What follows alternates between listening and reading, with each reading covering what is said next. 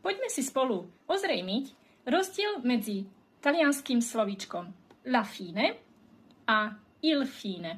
Ako môžeš postrehnúť, slovíčko je to isté, čiže fine, to, čo sa mení, je jeho člen. Slovo la fine znamená koniec niečoho. Ako napríklad môžeme povedať la fine di un film. Iné je ale, keď poviem il fine. Il fine, tento výraz môže nadobudnúť dva významy. A to v prvom rade môže nadobudnúť význam slovička víkend.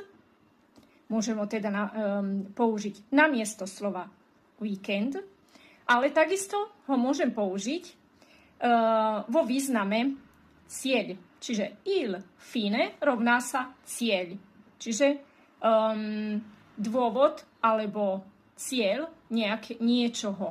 Napríklad, il fine di questa conversazione è che tu capisca di più l'italiano.